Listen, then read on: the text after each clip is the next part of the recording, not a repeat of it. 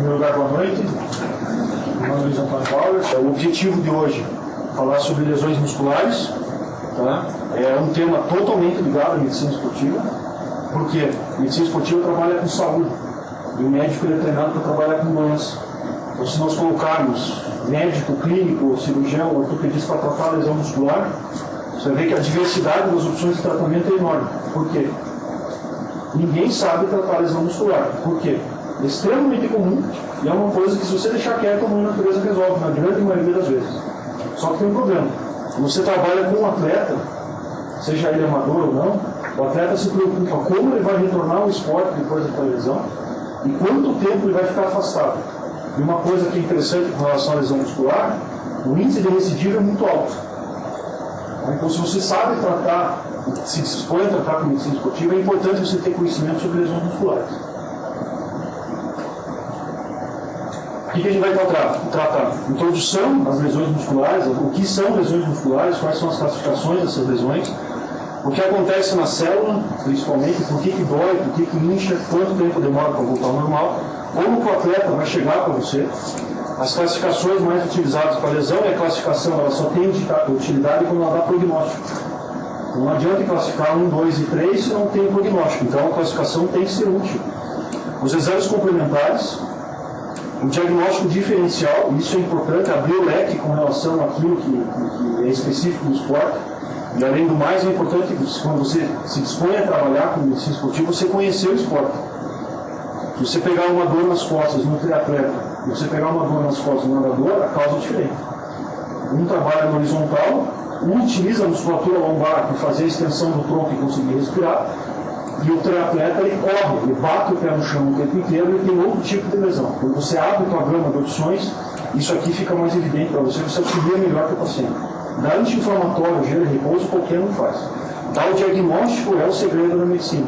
E aquilo que você não conhece não existe. Então, abrir a gama de opções do diagnóstico é interessante. E o tratamento, que é o que o paciente quer, com relação, inclusive, como prescrever o retorno ao esporte. Isso é uma coisa interessante para a gente. Disparado é a lesão mais comum no esporte.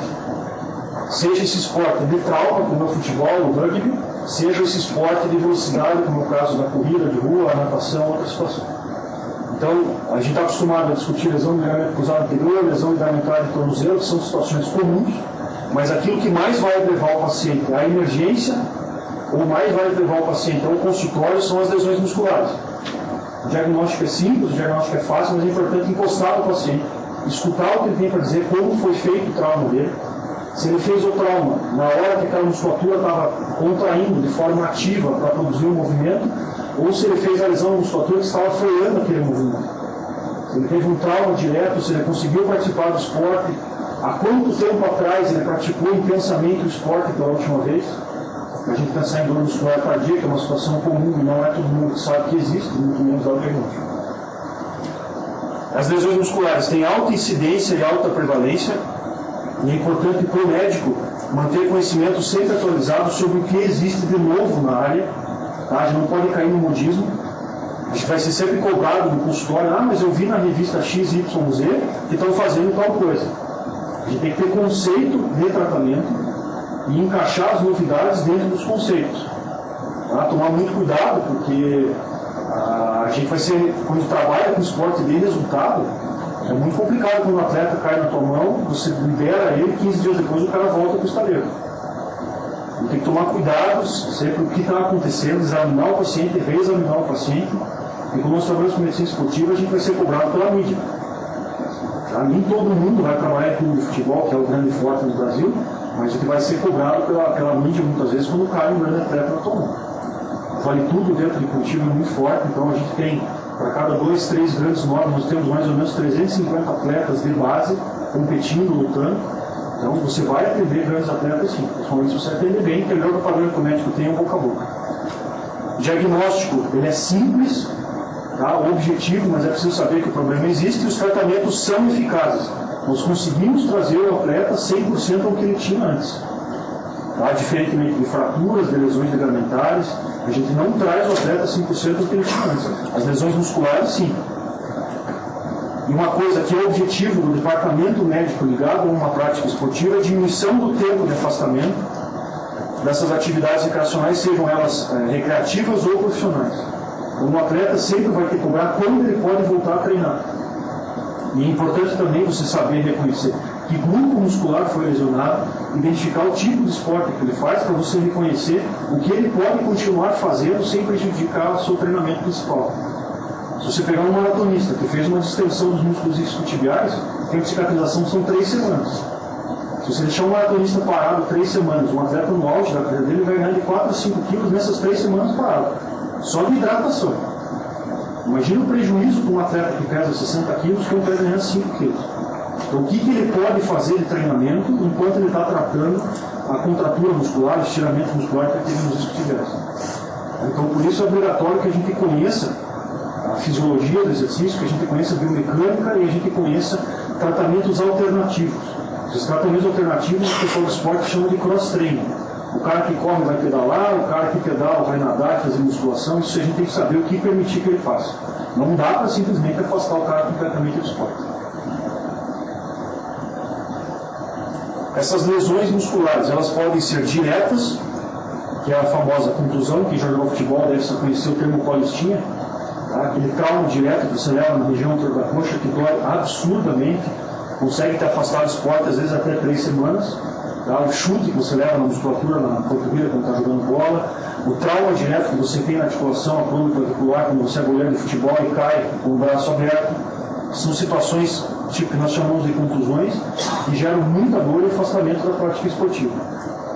As lesões musculares também podem ser por trauma indireto, seja na musculatura que está contraindo para gerar o movimento ou na musculatura que está freando o movimento.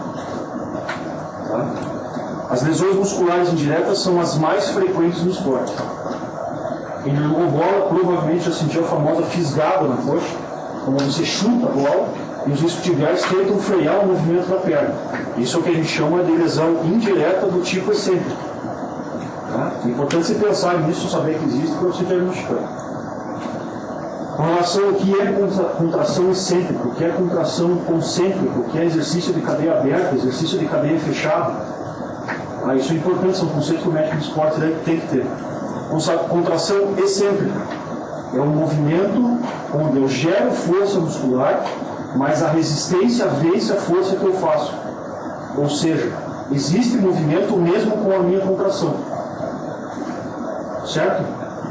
Por exemplo, eu estou fazendo um agachamento. Quando eu subo, eu estou usando o glúteo máximo para jogar meu fêmur para trás e estou usando meus quadríceps para estender a perna.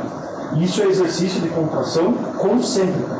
O meu músculo faz mais força do que o meio põe de resistência e eu gero movimento. Certo? Eu estou tratando minha instabilidade fêmur-patelar. Tá? Estou segurando no espalgar na academia e lentamente estou baixando. Isso é exercício de contração excêntrica. Ele está freando o movimento. O meio vence o que o meu músculo contrário. Perguntas?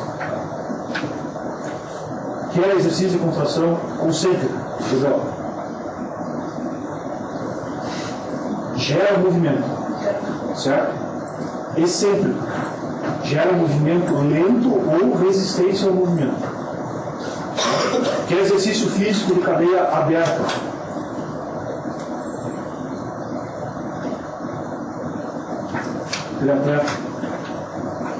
Exercício físico de cadeia aberta é aquele exercício que eu faço com um membro solto no espaço.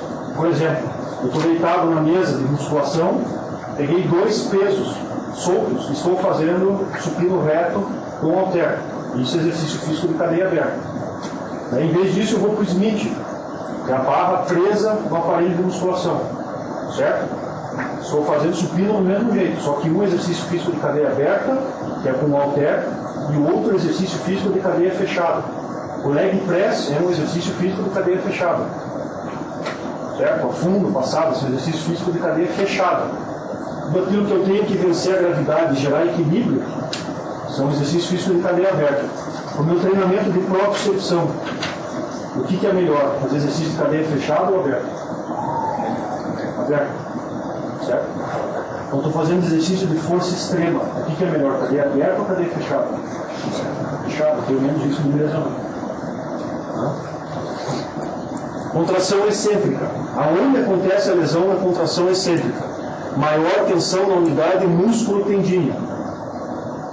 Não é o ventre muscular que é mais suscetível à lesão. É a junção do tendão com o músculo. Tá? Os músculos que mais sofrem lesão por exercício de contração excêntrica são os músculos que nós chamamos de biarticular. Eles atravessam mais de uma articulação. Por exemplo, o quadríceps, em especial o músculo reto femoral, que tem origem na espinha ilíaca anterior-superior, vai passar a articulação do quadril e vai chegar na patela, atravessando a articulação do joelho. Tá? Os músculos isquiotibiais, os músculos do tríceps sural, músculos da perna. São exercícios músculos altamente envolvidos no momento de frenagem do exercício. Tá? Exercício de contração excêntrica. Tá? A tensão ela acontece durante a atividade física e pode ser ainda maior. Porque são músculos extremamente longos atravessando mais de uma articulação. Quanto maior o comprimento daquele grupo muscular, mais suscetível às lesões ele é. Exemplo, o velocista. Tá? Durante a aceleração, os músculos isquiotibiais eles trabalham frenando a extensão do joelho.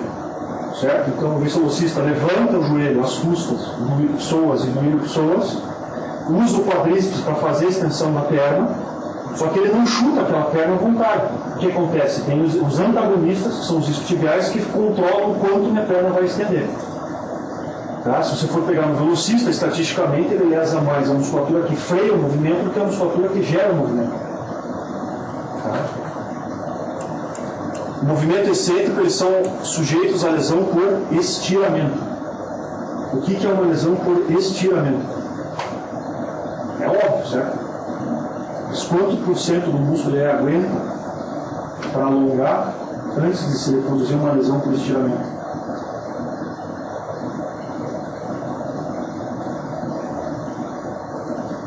Certo? Então, veja.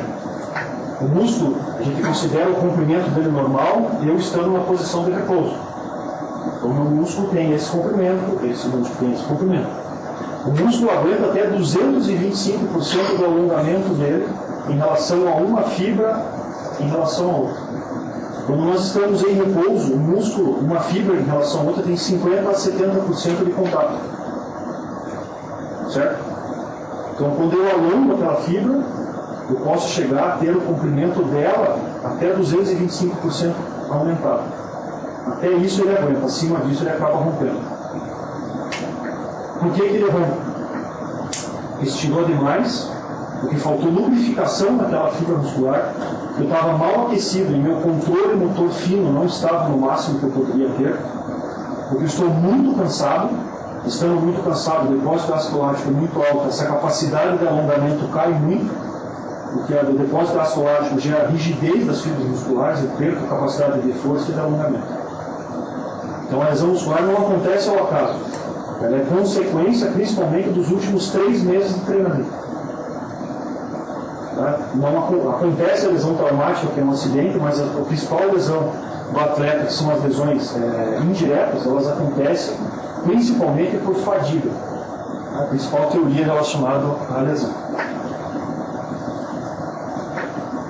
Contração excêntrica, nós temos as lesões musculares mais frequentes, tá? Lembrando dos isquiotibiais no corredor principalmente, tá? No músculo reto femoral, quando eu estou preparando o meu chute, eu faço força com o glúteo máximo, jogando a coxa para trás e dobro o meu joelho. Quem trabalha na frenagem é o reto femoral principalmente. Eu posso ter um estiramento do reto femoral também. Posso ter um estiramento dos isquiotibiais, posso ter um estiramento do tibial anterior. Todos os músculos que trabalham frenando o movimento, eles podem fazer o estiramento. Tá? Aqui a imagem do Claudirei Quirino, no Campeonato Mundial, e aqui o Robinho, no Corinthians, quando ele derrubou. Característica das células musculares. Nós temos 2 tipos principais de células musculares.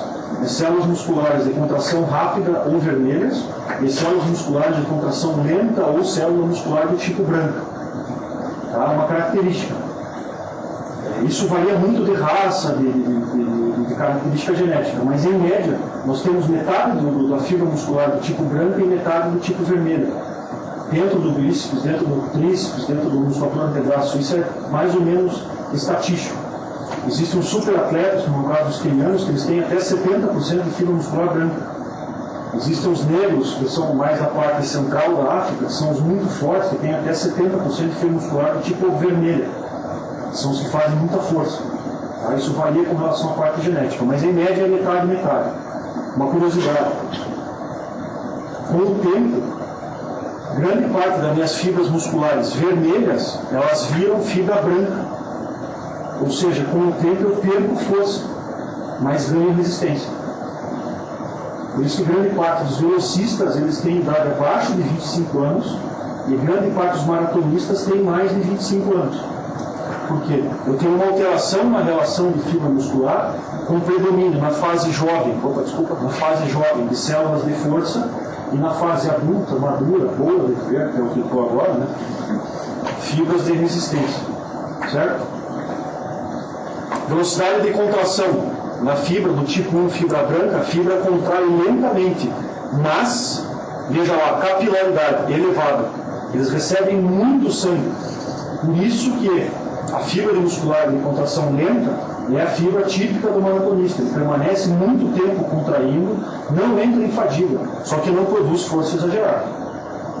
Tá? As fibras de contração rápida, elas trabalham de forma rica em oxigênio, consomem muito oxigênio, mas não suportam muito tempo de exercício.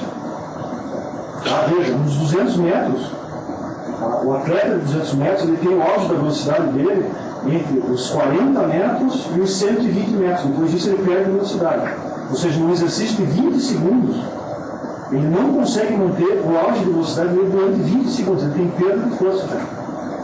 Tá? Dentro da fibra muscular, na corrente sanguínea, nós temos creatina corrente. A creatina, ela fornece energia para a contração muscular durante 8 segundos. Então, quando eu estou em repouso e começo a correr, os 8 primeiros segundos eu faço movimento à base de consumo de creatina. Depois disso eu começo a consumir ATP. Depois de um certo tempo, quando eu estou perto da exaustão da reserva de ATP, que eu vou começar a queimar açúcar, para o açúcar voltar a formar ATP. Só depois de 40 minutos de exercício, tá, eu vou começar a queimar gordura. E depois de 1 hora e meia, 2 horas de exercício, eu vou começar a queimar proteína para produzir energia para fornecer ATP. Então o que é importante aqui? Fibra de contração lenta, ela é muito rica em sangue, ela recebe bastante sangue e produz pouca força. Tá? E a fibra de contração rápida recebe pouco sangue, produz muita força, mas com um intervalo de tempo muito curto. Tipo de fibra muscular entre fibra branca e vermelha, qual machuca mais? Quem produz mais força tem mais risco de romper. Tá? Então as fibras do tipo 2, que são as fibras vermelhas, que são responsáveis por força e velocidade, geram a maior força, são as que se machucam mais, são as que têm maior número de lesões. Então a característica é a fibra vermelha, ela fica mais próxima ao tecido ósseo. A fibra de contração vermelha, ela fica mais na superfície da parte muscular. Tá? As fibras do tipo 1, as fibras de resistência, tá? Elas são comumente afetadas, mas são lesões do tipo estiramento ou lesões por fadiga. Tá? A ruptura muscular são as lesões mais graves, a gente vai ver no tipo 2. Tá? A junção miotendínea é o local mais comum de lesão, tá? É o ponto maior de fraqueza. Lembrete, nós podemos ter a lesão na junção do tendão ao osso, onde eu arranco a íntesis ou acabo arrancando o fragmento ósseo. Tá? Eu posso ter a lesão pura do tendão, que é o caso do tendão de Aquiles, por exemplo, que é uma lesão cirúrgica. Eu posso ter a lesão na junção muscular e tendinosa, que é o ponto mais comum, e posso ter lesão no ventre muscular. Tá? Grande parte das lesões acontece na junção miotendínea. Tá? E revisão de literatura. Antes que o estiramento muscular ocorra, a fibra muscular pode alongar até 225 do seu comprimento inicial. Tá? As lesões musculares puras, tá? Elas acontecem mais no centro e menor nas extremidades. Tá? A capacidade de estiramento ela é maior no centro, no ventre muscular, por isso rompe menos, e ela é menor nas extremidades, por isso rompe mais. Então, quanto mais elástica for a fibra muscular, menor a chance de lesão. Tá? Como que eu posso diminuir o meu risco de lesão muscular? Aquecimento. E o que é aquecimento? Quanto tempo é de aquecimento?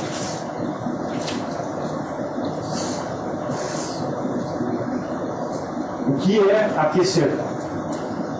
Eu vou aquecer. Você está aquecendo? Não, você está alongando. Então, aquecer é tirar a frequência cardíaca do repouso.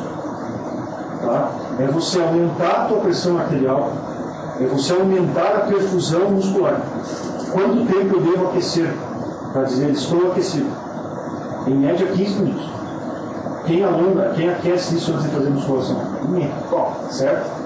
Musculação até o risco de lesão é um pouco mais baixo. Mas imagina um jogador de futebol entra no campo direto jogando. Tá? Sem ter o aquecimento correto, ou seja, sem ter a quantidade de sangue que chega na massa muscular, eu vou aumentar a produção de ácido lático. O ácido lático induz a rigidez muscular. Se eu tenho rigidez muscular num bloco muscular, as fibras acima e abaixo têm mais risco de romper. Tá? Então o aquecimento diminui lesão. Tá? Eu alongo antes, durante ou depois do exercício? Eu alongo sempre. Fala! Se estiver errado, eu vou lá. A literatura mostra que você deve alongar depois. Tá? Você alongar antes do exercício, você está alongando uma fibra muscular que não está bem lubrificada. Sem lubrificação, ela rompe. E outra coisa, alongar antes, você perde força e perde resistência. Certo? Quando você faz o alongamento, a relação de uma fibra muscular com a outra diminui. Então eu perco o contato, eu diminuo a capacidade de contração. Eu perco força. E para eu gerar movimento, é importante inserção e o comprimento. A inserção vai ser sempre a mesma, mas o comprimento da fibra muscular, se ela estiver alongada, por mais que eu contraia 100% das fibras, eu não vou conseguir fazer o máximo de força. Certo? Então você nunca vai ver um atleta de 100 metros antes da largada alongando. Certo? Ele vai estar fazendo tiros, mas ele não vai estar alongando. Então, aquecimento prévio pode diminuir lesões porque aumenta a resistência. Essa resistência, entenda, a capacidade que a fibra tem de gerar movimento e voltar ao seu estado original. Aqui, em vez de resistência, poderia ter resiliência. Tá? A capacidade da fibra muscular ser deformada e voltar ao que era antes. Se você estiver bem aquecido, previne. Só que você vai perder resistência, vai perder resultado. O problema é chegar para alongar. Vou na academia, na sala, lá no fundo, onde fica aquela sala de espelho, vou alongar sem aquecer. Ali você vai estar aumentando muito a chance de lesão muscular. Então o ideal é aquecer. Se você gostar, você pode alongar, mas ciente que você vai perder força na musculação, vai perder força na natação, você vai perder força em geral no exercício. Tá? E mesmo terminar o exercício, eu não devo terminar o exercício e fazer o alongamento. Eu preciso diminuir minha frequência cardíaca, tá? Preciso diminuir um pouco minha pressão arterial, então em média depois de terminar o exercício, de 10 a 15 minutos depois, o atleta faz o alongamento visando alongar mesmo. Tá? Após a prática do exercício de força, também não se deve alongar. Fadiga muscular. Hoje é o principal fator de lesão. Por quê? A fadiga diminui a resistência. Por que diminui a resistência? Quando eu faço exercício físico, musculação, corrida, eu lesiono fibras musculares. Só que essas fibras musculares, se eu der o tempo correto de descanso, elas se refazem. As células satélites da fibra muscular são ativadas, elas se multiplicam e preenchem o espaço que aquela fibra muscular deixou de ocupar porque ela se lesionou, ela morreu.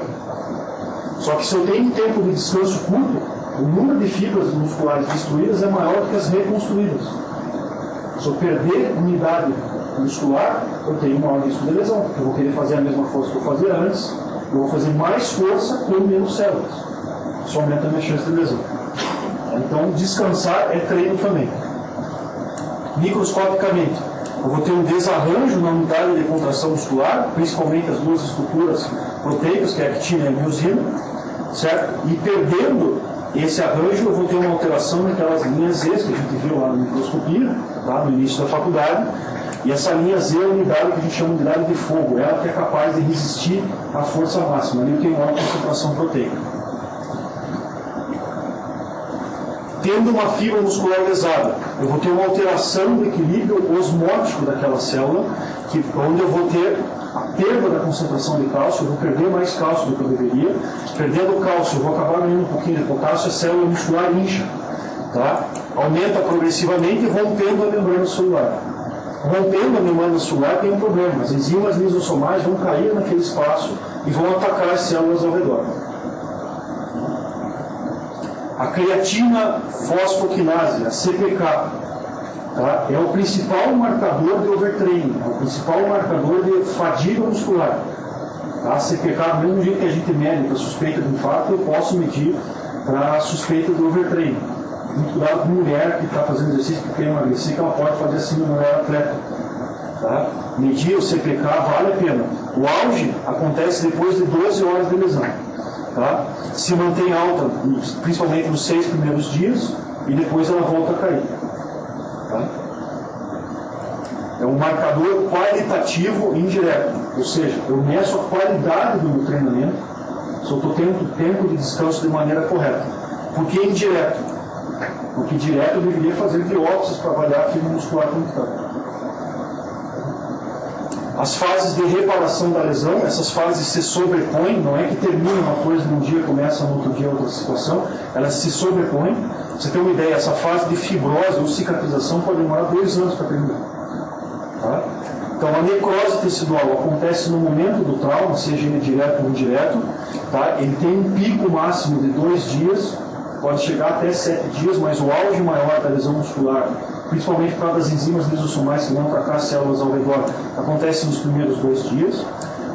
Assim que acontece a lesão, tá, eu tenho ativação das plaquetas, que vão induzir um processo de degeneração, reabsorção daquelas fibras musculares. Tá, eu vou ter alteração da permeabilidade vascular, chamando naquela região de células inflamatórias, tá, principalmente macrófagos na fase inicial, que vão reabsorver aquele tecido necrosado. E eu vou ter o auge do processo inflamatório entre o 7º e o 10º dia.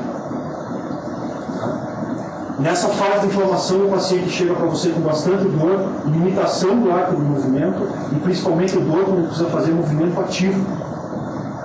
Tá? Eu peço, ele fez uma lesão no reto femoral, eu peço para ele estender a perna contra a resistência, ele vai ter dor. Tá? Vai ter perda do alongamento também. A fase de reparo começa em média depois de 14 dias da lesão. Ela inicia antes, no 6º, 5º dia ela já começou, mas o auge da fase de reparo acontece em torno do 14º dia, e é normalmente a fase onde o atleta volta para a prática esportiva de menor intensidade do que ele tinha antes. Por quê? Eu tenho outros grupos musculares trabalhando junto, eu vou levar aquele atleta para 50% a 60% do máximo que ele pode fornecer de força, para que eu tenha condições de fazer a reparação daquela tecido lesionado. A fase de cicatrização final e formação de tecido fibrótico, a gente tem que evitar a formação de fibrose. Por quê? Fibra muscular tem capacidade de ter 100% de regeneração tecidual. Tá? Se, durante a fase de recuperação, existir algum erro metabólico, repouso prolongado, eu posso ter alteração da vascularização do local daquela lesão, formando tecido fibrótico intramuscular. O problema de ter esse tecido fibrótico intramuscular qual que é? Fibrose não contrai.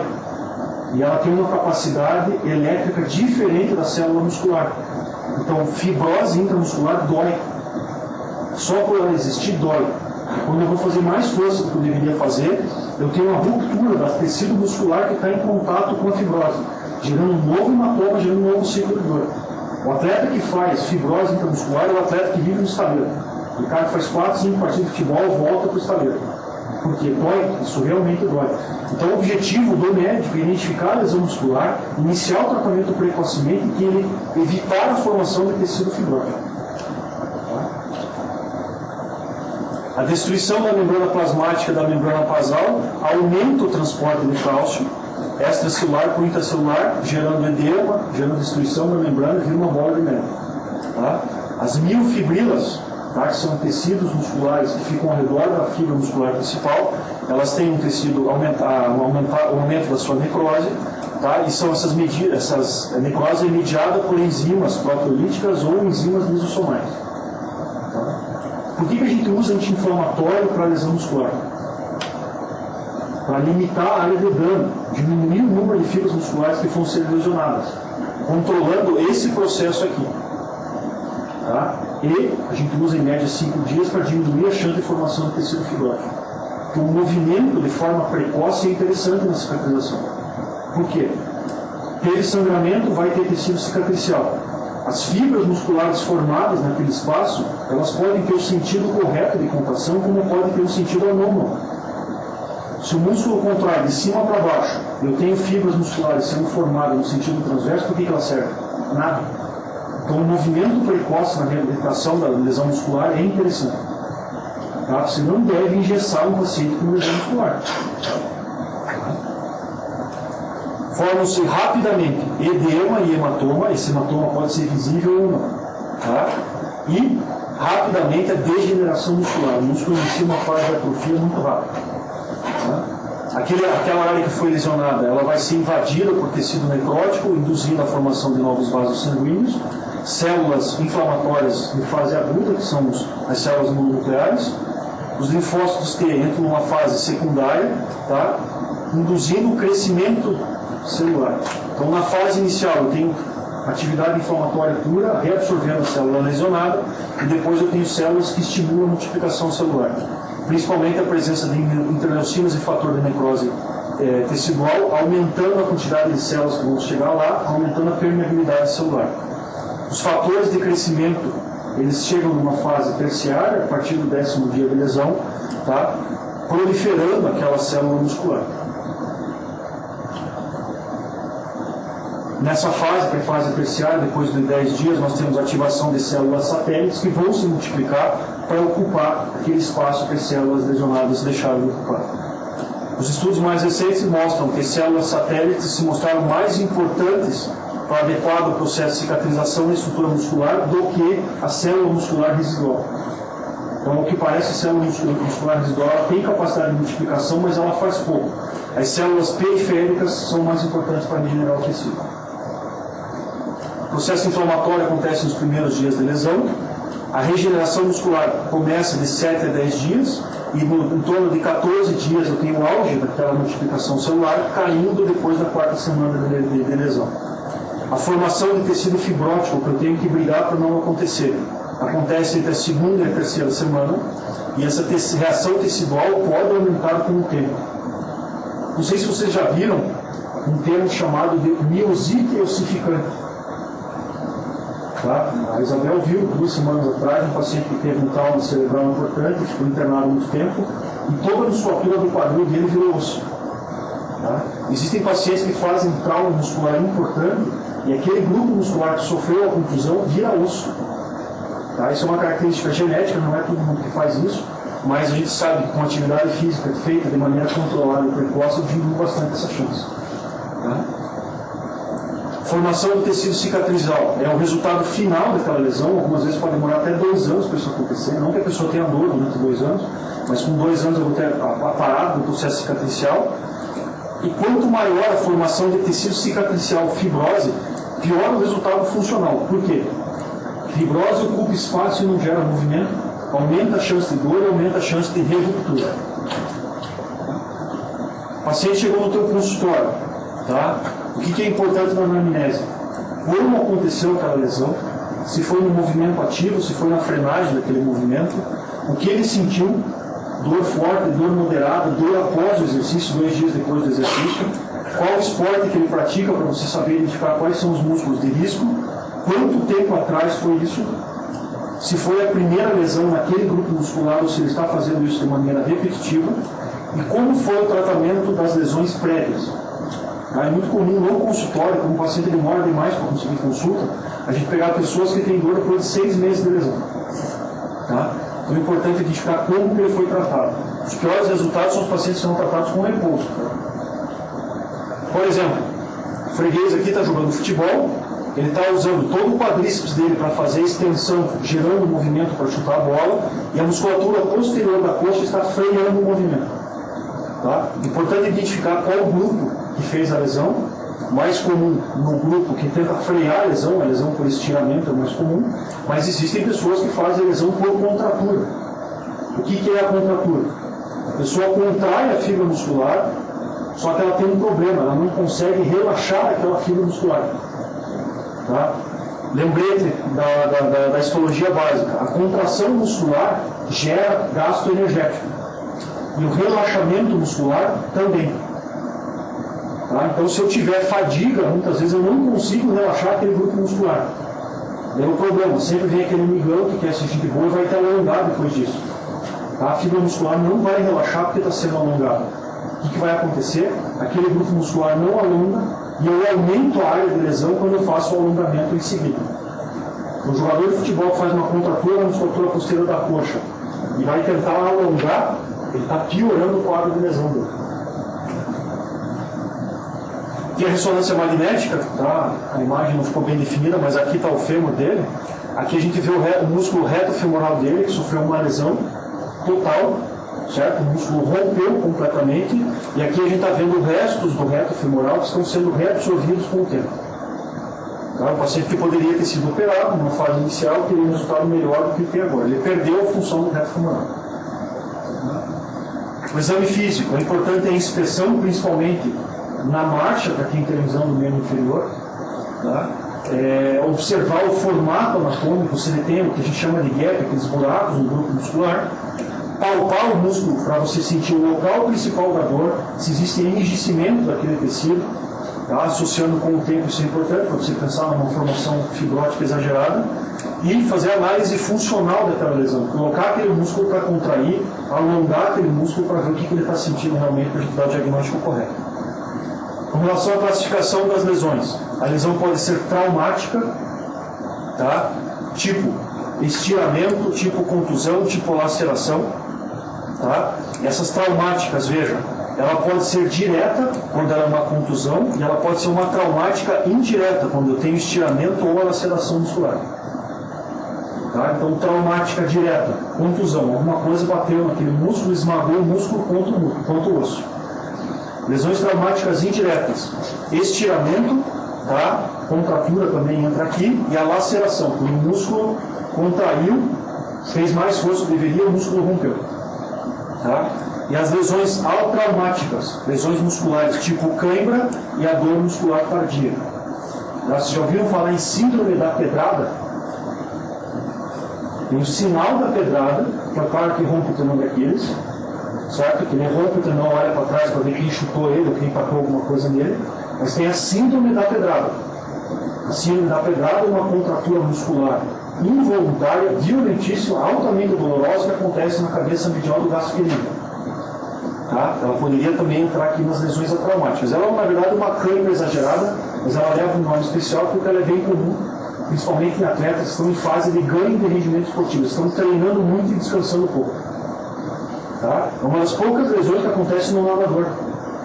O cara faz a virada, vai empurrar a mesa, a parede para voltar para o outro lado, e ele trava a panturrilha, dói absurdamente, demora uns 15 minutos para a dor diminuir, tá? E o cara vai ficar mancando, andando na ponta do pé 15 dias. Tá? Dói bastante. Tem uma ressonância magnética da tíbia, está aqui, a fíbula está aqui para maquiar a perna. Tá? Que grupo muscular que eu tenho imediatamente atrás da tíbia na posição medial? O braço pequenino, a cabeça medial dele, veja que o desenho dele está nessa região aqui, certo? E tem uma parte dele que tem um hematoma volumoso. Tá? Essa pessoa fez uma lesão tipo estiramento, tá? Na frenagem do movimento, teve um sangramento muscular exagerado, e veja o tamanho do hematoma que ele formou dentro do grupo muscular. Aqui a gente vê a mesma lesão na imagem em perfil, o hematoma volumoso na região da cabeça do braço. Tá? Aqui o amigão sendo gente boa, alongando o cara que fez a lesão dos isquiotibiais, piorando a lesão, aumentando a lesão. Tá? Com relação à classificação ainda, as lesões traumáticas, o estiramento muscular. Tá? Veja que ele acontece sempre em movimentos amplos, tá? Como é o caso do corredor, como é o caso do tenista. É uma lesão muscular dita indireta, tá? Acontece pelo alongamento excessivo das fibras musculares. Ela acontece na fase de contração muscular excêntrica, ou seja, ele está freando o movimento e não conseguiu frear da maneira correta. É a maioria das lesões musculares, e a localização mais comum é na junção miotendínica, certo? É o ponto de maior fraqueza. Com relação ao grau da lesão e a sua gravidade, o número de fibras musculares e a extensão dessas fibras é que divide a lesão. Nós classificamos em 3 estágios de lesão muscular. O primeiro grau é uma lesão leve, atinge de 5 a 10% das fibras musculares. O paciente às vezes até consegue a prática esportiva até o final, tá? Mas ele tem uma característica de dor leve e moderada, dano estrutural mínimo, como eu falei, atinge de 5 a 10% do diâmetro daquela fibra muscular. O quadro de sangramento é pequeno, então às vezes não forma hematoma visível. O edema nem sempre é percebido e tem resolução espontânea, rápida, normalmente em uma semana o atleta volta a competir no nível prévio à lesão. O segundo grau, nós temos tudo aquilo que nós vimos no primeiro grau, mas de maneira mais exagerada. Tá? O quadro clínico é mais sintomático, normalmente ele leva a parada da prática esportiva no momento que acontece a lesão. Tá? A dor é mais importante, o sangramento ele já é maior, pode se tornar visível na pele de 2 a 3 dias depois da lesão principal. Tá? O processo inflamatório local é exuberante, então existe um enrijecimento daquele tecido, aumento de volume e a incapacidade de fazer a atividade física que ele gostaria de fazer. A diminuição da lesão, a diminuição da função é maior do que na lesão inicial, então às vezes é o cara que fica afastado de 2 a 3 semanas. A resolução, ela também acontece de forma espontânea, é importante você ter a assessoria do fisioterapeuta, o controle medicamentoso da dor, para que o atleta não pare, não perca massa muscular e não engorde demais. Tá? Então, em média, de 2 a 3 semanas de afastamento para retornar à atividade esportiva. O terceiro grau, a ruptura é total ou praticamente total. Tá? Importante perda de função, muitas vezes a gente vê o buraco, o gap muscular pela ruptura daquele grupo, e existe até o defeito falso palpável daquele gap. Esse atleta aqui é o mais raro, de 5 a 7% de todas as lesões musculares acontece a ruptura completa. Isso aqui é onde existe maior discussão na área médica do que fazer para isso. Tá? Não existe consenso na literatura se opera ou não opera. Quem já entrou numa cirurgia, já pegou o músculo, sabe que dar planta no músculo é quase inútil. Tá? Então é importante você pegar o tecido perimuscular para suturar ele, fazer um tubo, suturando aquele tubo para que o músculo tenha um tensor natural para orientar a sua cicatrização. Tá? E discute-se, se eu operar, quanto tempo ele vai retornar ao esporte? Se eu não operar, em quanto tempo ele retorna ao esporte e o que ele vai perder de força na prática esportiva? Tá? Experiência que aconteceu comigo. Um atleta fez lesão do adutor longo, ele arrancou o adutor longo da síntese pública, da perna direita, ele lateral direito, ele vive de cruzamento de bola. Tá? Se ele não fosse reinserido aquele músculo, ele perderia de 25% a 35% de força no cruzamento. Ou seja, o lateral direito ia bater o escanteio, a bola não ia chegar na grande área. Tá? Opera ou não opera? Foi discutido com ele, foi discutido com a família, em último lugar foi discutido com o clube, ele foi operado, voltou a jogar bola, está jogando força muscular dele, está simétrica ao outro lado, ele fez o teste de Cybex, a força está simétrica um lado do outro, ou seja, ele perdeu menos de 5% de força com a cirurgia. Só que foram 6 meses para voltar para o campo. Pode falar. Esse grau tem algum que mais incidência de fibrose ou não? Terceiro grau, com certeza. Terceiro grau é o que mais forma, porque o hematoma é muito exagerado. O processo inflamatório é muito grande e a chance de formação de tecido fibrótico é maior porque o cara tem muita dor para fazer o exercício. Então é o cara que vai pedir uma tala, é o cara que vai querer mobilizar, que você vai pedir para flexionar a coxa, ele não vai conseguir por causa da dor. É uma lesão mais extensa, tem a tendência a formar mais tecido cicatricial. Com relação à classificação das contusões musculares, também é muito frequente o esporte que se sujeita à contusão muscular é diferente do que se sujeita às lesões por estiramento, né? Que é o trauma direto, no caso do futebol. Tá? A lesão é por trauma direto, no grupo muscular ele é esmagado contra o osso oferece um anteparo para que o músculo seja esmagado. A classificação de leve, moderada e severa depende muito da energia envolvida. Tá? E os danos musculares tendem a ser mais graves. Tá? Por quê? Eu vou ter hematoma sendo formado naquele local, processo fibrótico exagerado e, cuidado, é a lesão que pode dar besteira. Certo? É só uma contusão, pode ir para casa, toma um gelinho, faz gelinho e toma um remédio. O sangramento pela contusão é muito maior do que causado pelo estiramento. O que acontece com o músculo que sangra? O que eu tenho em volta do grupo muscular? Fáscia. A fáscia tem como característica ser inelástico. Certo? Qual que é o problema de eu sangrar e a fáscia não permitir que distenda aquele tecido? Síndrome compartimental. síndrome compartimental pode inclusive matar. Por que pode matar? Não na hora da lesão, certo? Mas eu vou ter uma morte muscular exagerada, vai induzir a rapidomiólise, eu posso fazer insuficiência renal num espaço curto de tempo e a hora. Tá? Então, teve uma contusão direta na coxa, o cara está com dor, a coxa está endurada, não libere o cara do hospital. Vamos ficar internado aqui, fazer medicação, vamos tratar você, vamos usar um corticoide, mas poucas vezes que eu indico corticoide para isso. Eu não gosto de corticoide, tá? Para controlar a liberação. E dor exagerada, que não condiz com o trauma, não tenha medo. Coloca o bisturi de cima a baixo, abre aquela face e descomprime aquilo. Tá? Não acadêmico não é interessante fazer isso. Primeiro se forma. Depois de se formar, você tem autorização legal a fazer isso. Tá? Cuidado com o síndrome compartimental. Existe uma outra situação que se chama de síndrome compartimental crônica. O cara que faz exercício, ele tem dor muscular num compartimento específico, que é o tibial anterior. Existe síndrome compartimental crônica de coxa, de antebraço, mas são mais raros. O normal é o cara que tem corredor de rua, tá? Ele começa com uma dor anterior na tíbia, é dado o diagnóstico de canelite, periostite. Fica 6 semanas parado. Ele fica, volta a correr, volta a ter dor. Ah, a periostite voltou.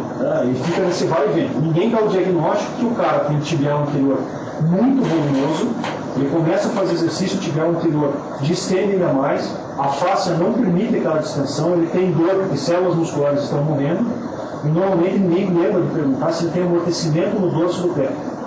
Um dos ramos do nervo fibular, que é responsável pela sensibilidade do dorso do pé, passa naquele compartimento, o pé começa a ficar amortecido e tem algumas vezes que a pessoa reclama que o pé cai, inclusive. Tá? Então existe outra situação que é síndrome compartimental crônica. O que preocupa muito na lesão muscular é a síndrome compartimental aguda. Tá? As lesões atraumáticas, certo? Existe uma outra situação que se chama de dor muscular tardia. Quem já fez corrida de rua sabe muito bem. Dor muscular característica de 36 a 72 horas, nós temos o auge da dor, normalmente ela aparece depois de 24 horas, depois de um evento esportivo de resistência. Não existe dor muscular no cara que participa do campeonato supino, certo? A dor muscular tardia tem uma característica, é para atleta de endurance, tá? Desgastante para o atleta profissional ou amador, tá? Maratonistas, quanto maior for a velocidade que o maratonista imprimir, maior vai ser a dor muscular tardia dele, tá? Tenistas, principalmente que fazem muita explosão, movimento para frente, para ir buscar bolas, tem mais chance de fazer dor muscular tardia. O que é dor muscular tardia? É dor, certo? Mas por que ela acontece? Microlesões musculares que vão gerar edema. Tá? E por que ela dói? Porque eu faço depósito de ácido lático. Então acontece quando eu faço exercícios muito próximos do meu limiar anaeróbio. Quando eu ultrapasso o limiar anaeróbio, significa que eu estou consumindo energia de maneira errada, estou produzindo ácido lático, e o ácido lático ele pode demorar, às vezes, até 72 horas para ser totalmente eliminado do núcleo muscular. Então eu treino para elevar o limiar anaeróbico. Na prova, eu nunca devo exceder meu limite. Eu devo exceder meu limite no treino. Certo? Então eu treino para poder ir mais longe. Eu treino para aumentar meu limiar anaeróbico. Câimbra. O músculo, normalmente é o mais acometido, pode ser generalizado, tá? Relacionado com fatores nutricionais, principalmente hidratação e íons. Antigamente se falava que cãibra acontecia porque eu tinha falta de potássio. Hoje em dia a gente sabe que na verdade o que acontece é que falta água. Tá? A falta de hidratação dificulta a entrada de nutrientes naquele grupo muscular, aumenta a respiração anaeróbica, aumenta a síntese de ácido lático, a musculatura enrijece. Tá? Se eu tenho uma hidratação boa, a microperfusão muscular é melhor, acontece de maneira mais fácil. Levando nutrientes eu não vou fazer cãibra. Exames complementares que eu posso utilizar para dar o diagnóstico daquela minha lesão muscular. Ecografia é um exame suficiente, barato, rápido, só que tem um problema. É dependente do examinador. A grande vantagem da ecografia é que é um exame dinâmico. Eu posso fazer o exame com o freguês movimentando a perna, eu evidencio o gap muscular, eu localizo onde está a fibrose, tá? Mas o problema é dependente do examinador. Aqui na cidade de Curitiba tem pouquíssimas pessoas que se dispõem a fazer a ecografia bem feita. Ressonância, que dá dinheiro, todo mundo faz melhor. Mas a ecografia, que é barata, simples, pouquíssimas pessoas fazem bem. Tá? A ressonância magnética é considerada o padrão ouro porque dá riqueza de detalhes. Concordo plenamente. Mas a ressonância onera o sistema. Eu não vou mudar meu tratamento pelo que a ressonância diz. Certo? Porque o diagnóstico de lesão muscular ele é clínico, não depende de exames complementares. Diagnóstico diferencial das lesões musculares. Síndrome compartimental crônica, tá? Lembrete, ela acontece em média de 5 a 10 minutos depois que eu inicio o exercício físico, começa com uma dor em queimação, grupo muscular mais acometido é o do grupo do tibial anterior. Tá? Além da dor em queimação, eu posso ter sintomas neurológicos como amortecimento e às vezes até a perda da função daquele grupo muscular, como é o caso do paciente que reclama do pé caído. Tá? O tratamento, quando diagnosticado para quem quer permanecer no esporte, é o tratamento cirúrgico com fasciotomia. Tá? Não é aquela fasciotomia que eu faço no plantão de cabo a rabo, posso fazer com 2 pequenos acessos abrindo a face, mas o tratamento é cirúrgico se o cara quiser permanecer naquele mesmo nível de prática esportiva. Se ele quiser baixar o tempo dele na corrida de 10 km, na maratona, ele pode. Os sintomas são totalmente relacionados com a intensidade do exercício. Com o Edmar, a gente operou um maratonista aqui de Curitiba, fez a descompressão do compartimento anterior, o paciente está bem, só que tem um problema você fazer a fasciotomia. O aumento do número de varicoses, edema no final do dia, a perna permanece mais inchada. Isso tem como característica irreversível. Lesões ortopédicas tumorais podem simular lesão muscular em algumas situações, tá? Geralmente em adolescentes, então algumas vezes, se o paciente não melhora, a gente tem que investigar algumas outras coisas.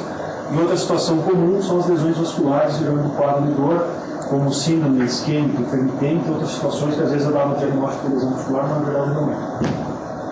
Tratamento essencialmente clínico, tá? Com analgésicos e em algumas situações o uso do anti-inflamatório, principalmente em lesões mais extensas, para quê?